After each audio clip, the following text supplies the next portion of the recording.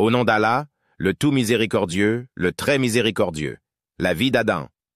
Adam, paix sur lui, est à la fois le premier individu du genre humain, créé par Allah à partir d'une argile crissante extraite d'une boue malléable, dont tous les autres sont issus, notre Père à tous, et le premier des prophètes à qui Allah, exalté soit-il, a révélé cet enseignement.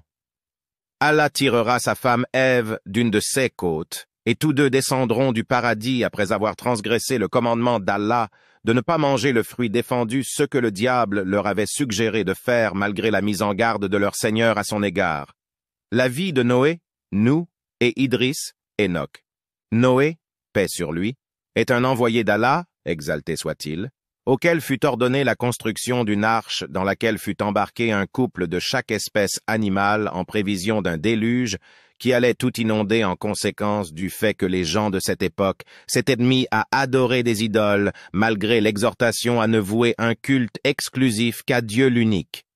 Idriss, paix sur lui, quant à lui est un envoyé d'Allah, exalté soit-il, qui fut, selon Ibn Isaac, le premier des hommes à utiliser la plume.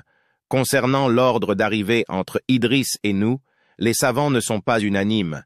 Certains pensent que Idriss est arrivé avant nous et d'autres qu'il est arrivé après. Allah est le plus savant.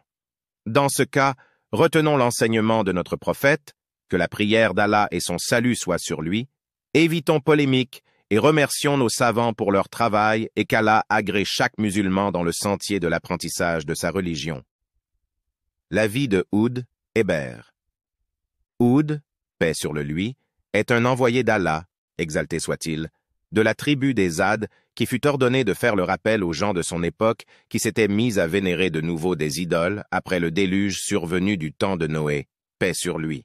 La vie de Saleh.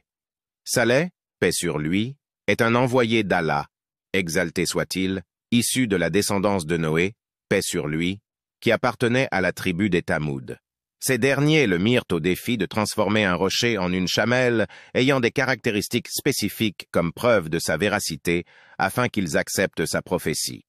Allah, exalté soit-il, exauça l'invocation de Saleh, paix sur lui, de créer un tel animal, ce qui donna lieu à l'acceptation d'une partie de sa tribu que l'autre rejeta en tuant la chamelle.